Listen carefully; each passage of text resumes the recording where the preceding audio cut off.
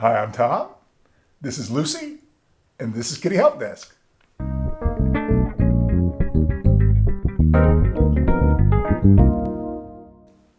So today I want to talk a little bit about managing cats' behaviors. Sometimes when cats have unwanted behaviors, we are, as humans, very much tempted to try to control those behaviors from outside using force. That can frequently happen, especially like, let's say a cat is house soiling. If a cat is urinating outside the box, many people will say no or clap at them or spray water at them. Some people will try to pick them up and move them and put them in the box. The problem with all of these responses to that behavior is that all you're really doing is increasing the cat's anxiety, and it's highly likely that the behavior came about because the cat had excessive amounts of anxiety to begin with. So you're just adding more anxiety to the problem.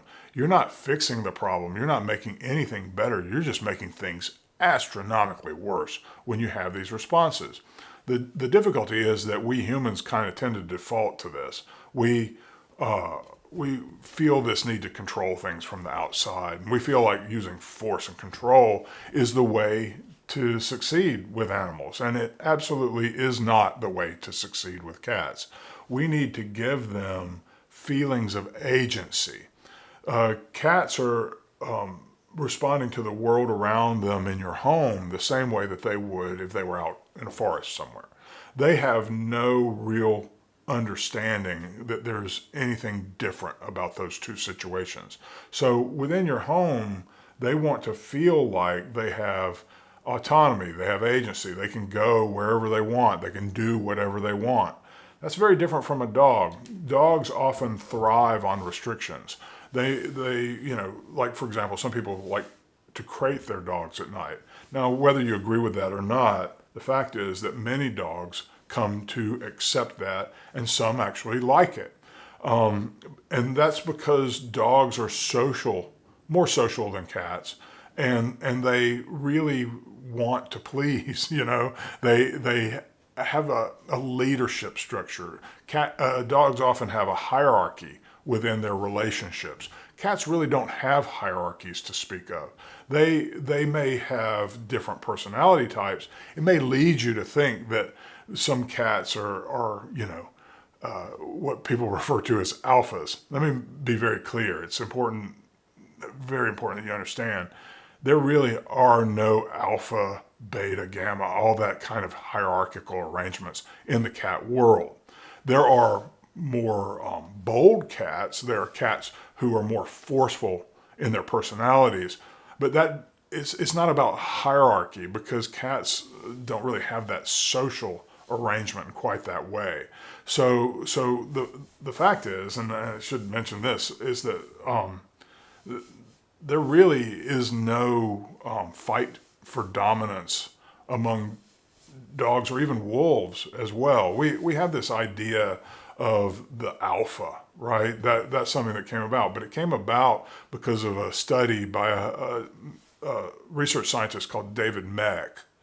And he conducted a study on wolves in captivity, and he incorrectly concluded that this is the way wolves in the wild would behave, and he was absolutely wrong. He has admitted that he was wrong in that conclusion, and he has spent the better part of his life trying to retract that idea about wolves fighting for dominance. The fact is that they do have a hierarchy, but that hierarchy is largely based on relationships, familial relationships. So much like with humans, grandparents outweigh the parents, outweigh the children in terms of this hierarchical arrangement. And it's not about who is the strongest or who gets to fight to dominate the other.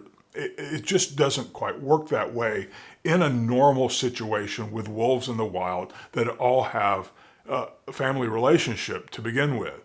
So it certainly doesn't happen with cats, but people often have this idea that there's this hierarchy among them. And even, I was working with a client yesterday who has a bonded pair of cats who are just 1 year old, and one of the cats is behaving more aggressively towards his sister.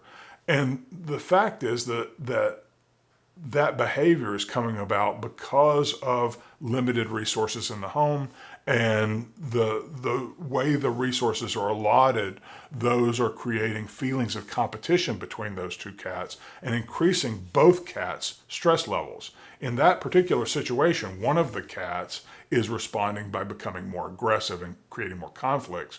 One of the cats is responding by house soiling.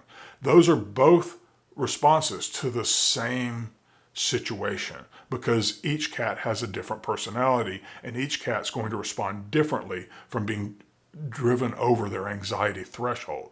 So what you end up with are a little bit of confusion from most people in that situation, because the two unwanted behaviors don't seem to be related, when in fact they are very closely related.